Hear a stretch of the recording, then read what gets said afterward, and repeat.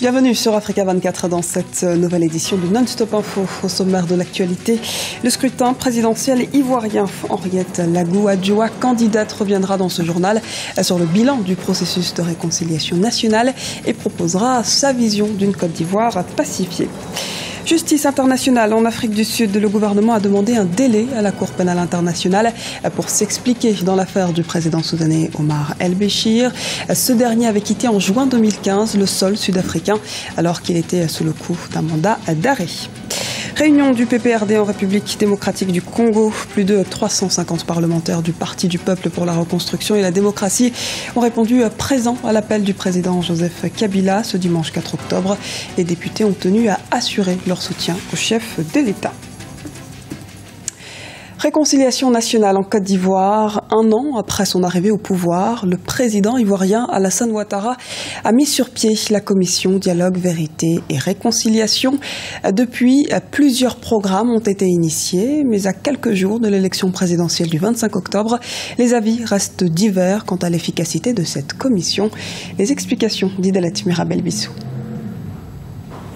La réconciliation nationale, un facteur déterminant pour la cohésion sociale en Côte d'Ivoire. Depuis son accession au pouvoir en 2010, le président Alassane Ouattara multiplie les actions pour unir les Ivoiriens. Plusieurs commissions ont été mises en place, notamment la Commission nationale pour la réconciliation et l'indemnisation des victimes, CONARIV. Créée le 24 mars 2015, elle a pour objectif de parachever les travaux de la Commission Dialogue, Vérité et Réconciliation, CDVR, créée le 13 juillet 2011. Depuis son lancement en août 2015, la CONARIV travaille à la vérification et à la consolidation de nombreuses listes de victimes. La commission travaille aussi en étroite collaboration avec le Programme national de cohésion sociale, PNCS, chargé d'ordonner l'exécution de l'indemnisation des victimes. Le premier acte fort en Côte d'Ivoire aujourd'hui, c'est de réconcilier les Ivoiriens pour qu'il y ait moins de suspicion et qu'en fin de compte, Ivoiriens, non-ivoiriens vivant en Côte d'Ivoire et toute cette population soit en cohésion.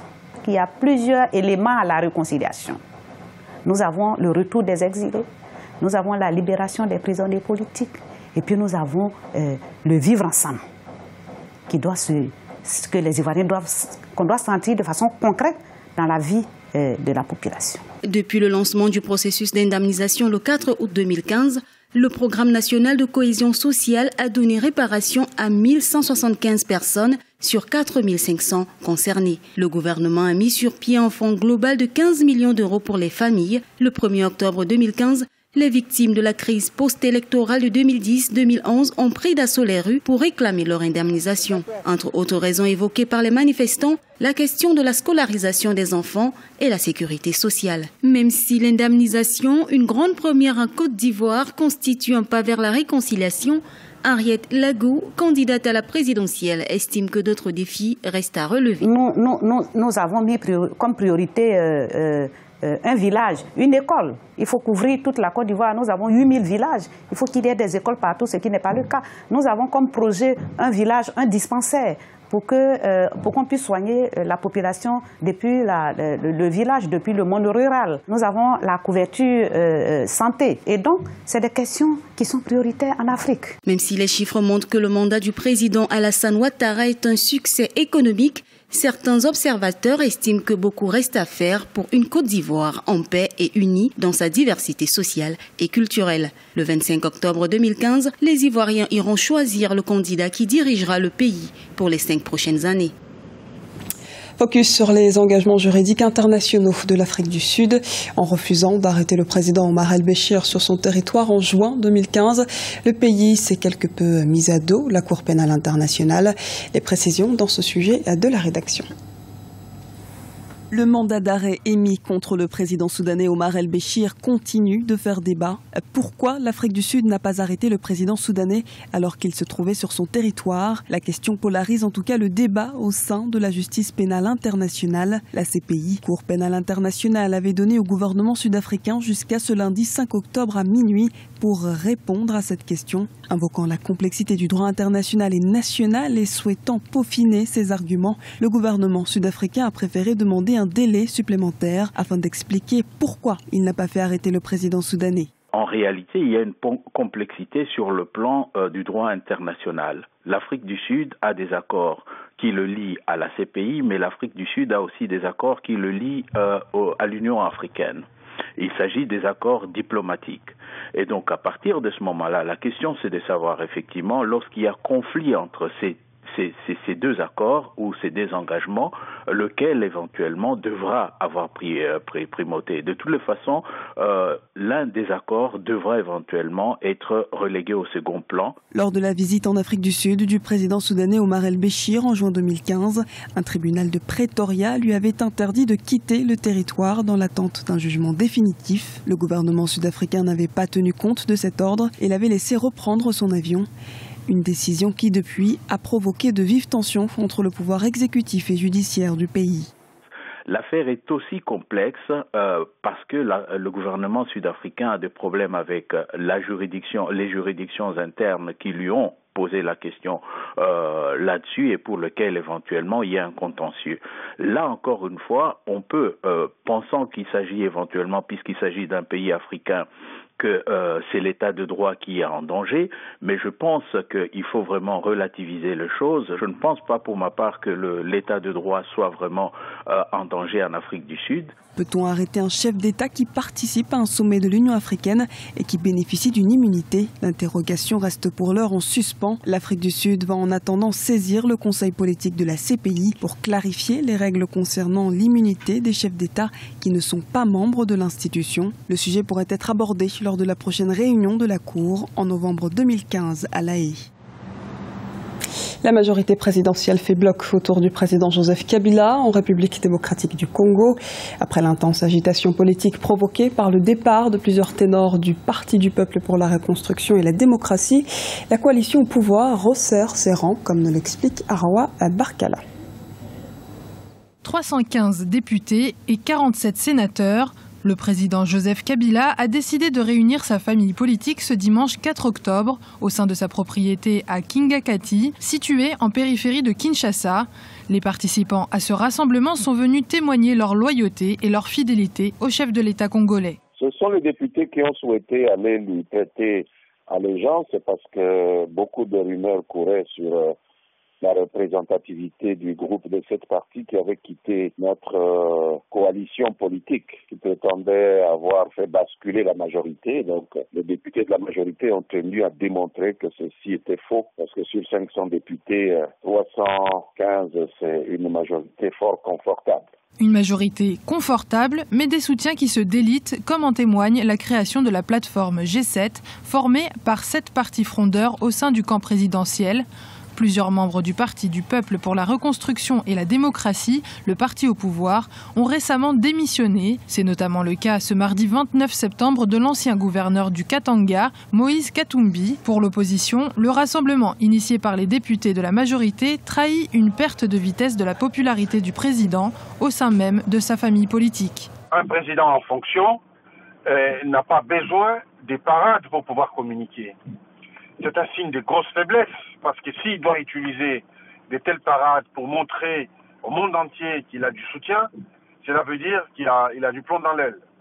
Et donc, nous considérons ça comme une faiblesse. Durant son allocution, le président Joseph Kabila a demandé à ses parlementaires de se préparer au dialogue politique en réponse à ceux qui l'accusent de vouloir modifier la Constitution.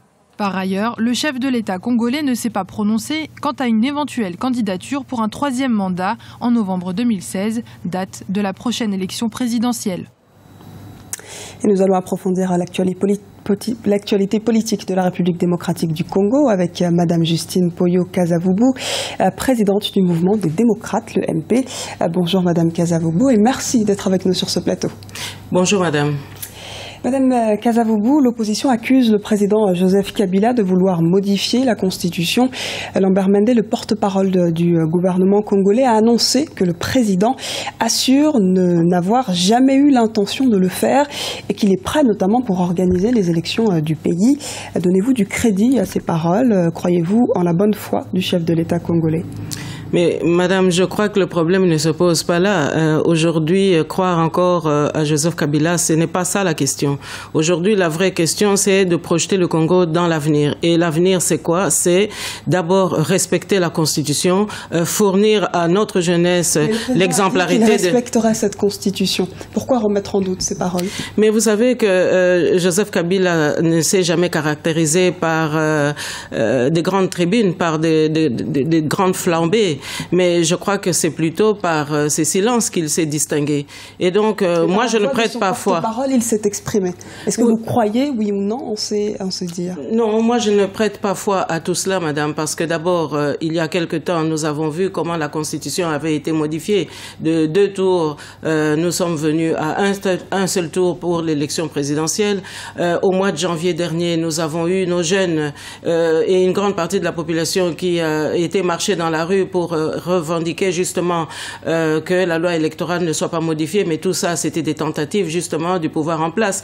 Et donc, c'est quand même Joseph Kabila qui était derrière tout ça. Donc, on ne peut pas prêter foi après une quinzaine d'années aujourd'hui de gouvernance absolument démentielle à la moindre parole. Alors, moi, je crois plutôt qu'aujourd'hui, ce qui compte, c'est de reconstruire un Congo basé sur des principes irréfutables. Par exemple, le respect de la Constitution. Nous avons des textes, nous devons nous y tenir. Il y a un seul mandat pour l'élection présidentielle pour le chef de l'État et on ne renouvelle ce mandat qu'une seule fois. Est-ce que vous pensez que l'élection présidentielle pourra se tenir avant la fin novembre 2016? Mais madame, normalement, selon les textes, ça devrait se faire ainsi. Mais nous n'avons pas de gage, de garantie que les choses puissent aller de cette manière-là. Tout simplement parce que le pays aujourd'hui vit encore dans l'insécurité.